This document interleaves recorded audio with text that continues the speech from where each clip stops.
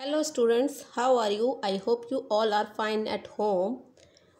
आज हम शुरू करते हैं हमारे इंग्लिश सेशन में ग्रामर वाले पार्ट को। और आपकी ग्रामर की जो बुक है वो है लैंग्वेज स्ट्रक्चर। ये आपकी ग्रामर की बुक है क्लास सेकंड के लिए। और इसका फर्स्ट लेसन जो है आज हम वो स्टार्ट करने वाले हैं वो है अल्फ़ाबेट। आप सब जानते हैं अल्फ़ाबेट्स किसे कहते हैं, फिर भी एक बार रिवाइज कर लेते हैं, रिकॉल कर लेते हैं। ABCDEF ये सब क्या होते हैं? लेटर्स होते हैं।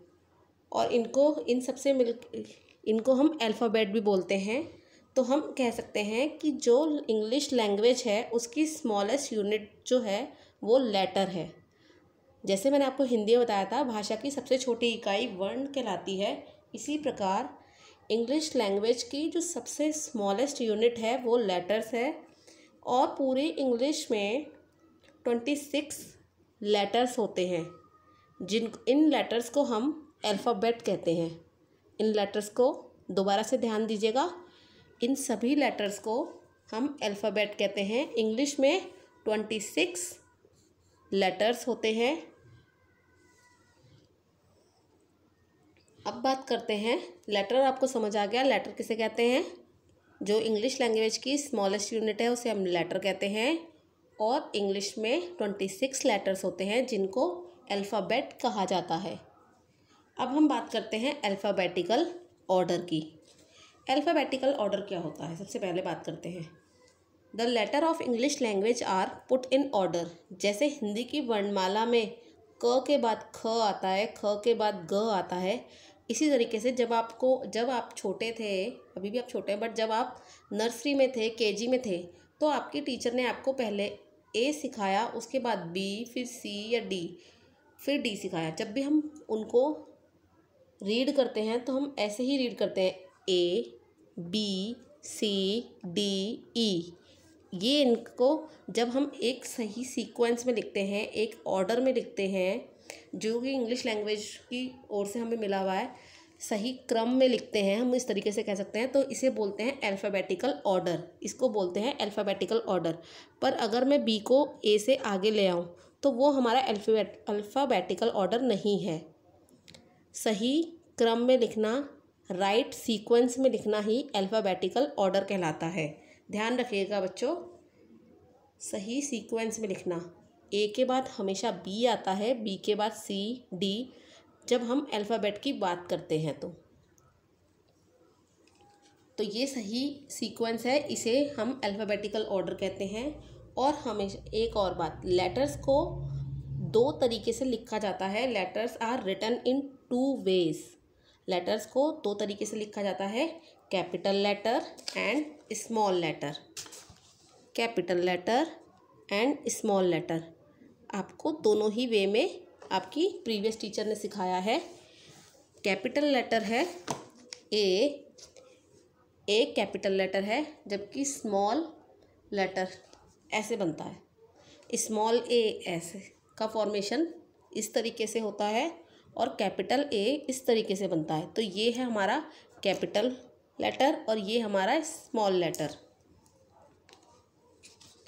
तो अब हम बात करते हैं हमारी बुक का फर्स्ट लेसन की first exercise, right these groups of letters and words in alphabetical order. आपको यहाँ पर फर्स्ट में FYBSOR ये सब लेटर्स दिख रहे हैं, आपको इनको अल्फ़ाबेटिकल ऑर्डर में लगाना है।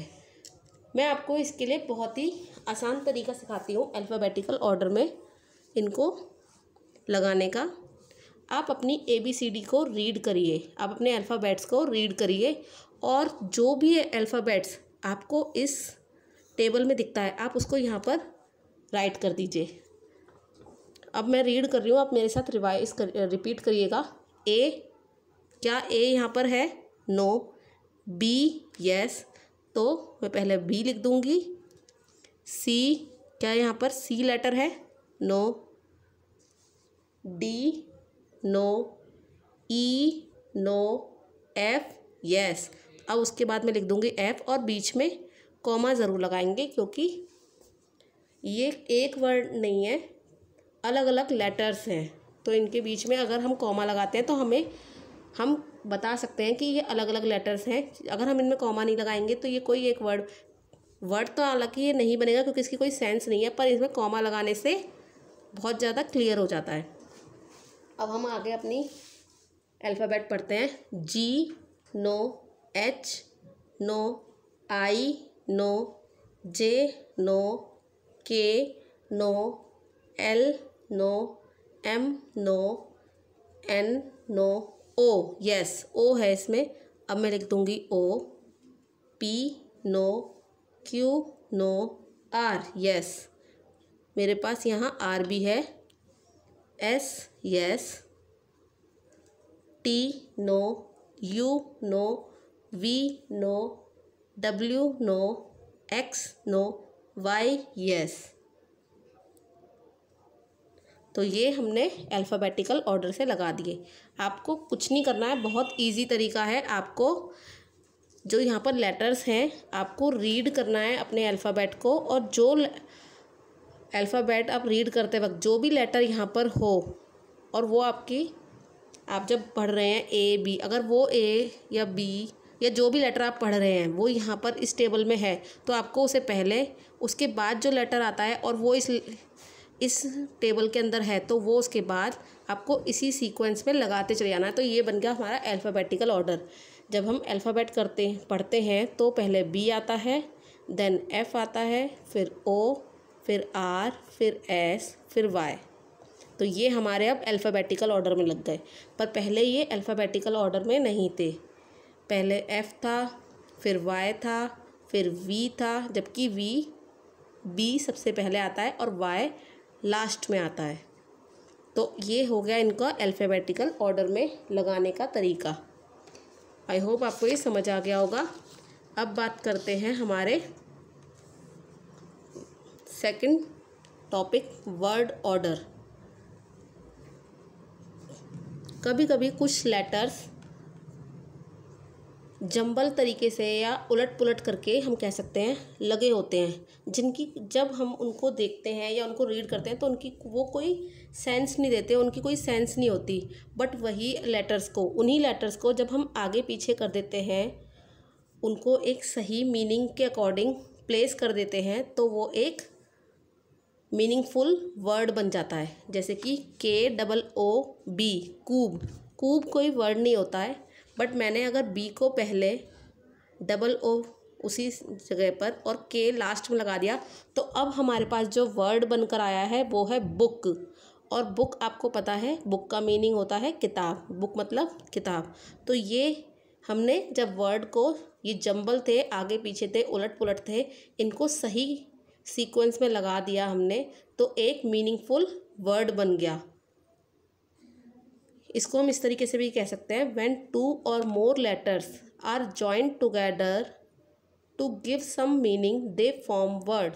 जब 2 या 3-4 वर्ड्स साथ में जुड़ते हैं और एक मीनिंग देते हैं, मीनिंगफुल सेंसफुल मीनिंग देते हैं, तो उसे हम कहते हैं वर्ड्स।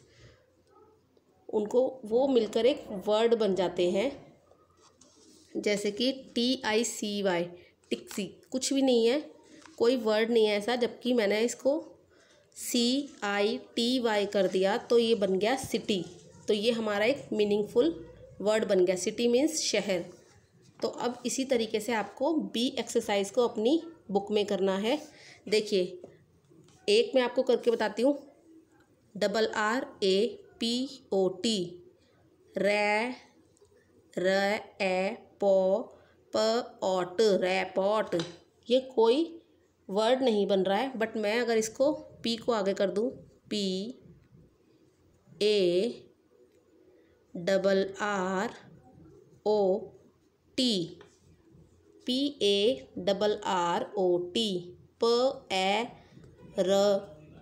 पैरट।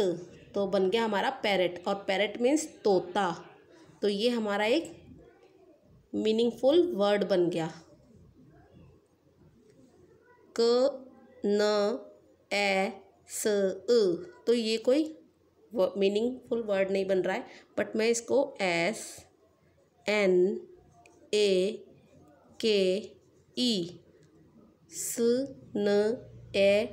Snack, snake. अगर मैं इसको इस तरीके से पढ़ूँ, स्नेक, स्नेक मीन्स सांप, तो ये एक मीनिंगफुल वर्ड हमारे आगे तैयार हो गया। तो आपको ये जंबल वर्ड्स कुछ दिए हुए हैं, इनको चेंज करके आगे पीछे करके एक मीनिंगफुल वर्ड बनाना है। इसके लिए आपको यहाँ पर कुछ हिंट भी दिए हुए हैं। तो आपका आज का होमवर्क है, आपको क्वेश्चन ए और क्वेश्चन बी अपनी बुक में डेट और होमवर्क मेंशन करके कंप्लीट करने हैं बुक के अंदर। आपको इन्हें कॉपी में नहीं करना है, आपको इसे बुक में ही करना है।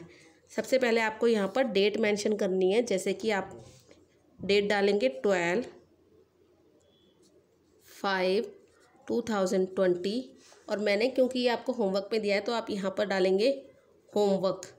इस तरीके से आपको इसे बुक में ही पेंसिल से फिल करना है। तो क्वेश्चन नंबर सी हम नेक्स्ट वीडियो में करेंगे। तो आप क्वेश्चन ए और क्वेश्चन बी करने के बाद उसकी पिक मेरे साथ व्हाट्सएप पे शेयर करें। Bye bye students, will meet again.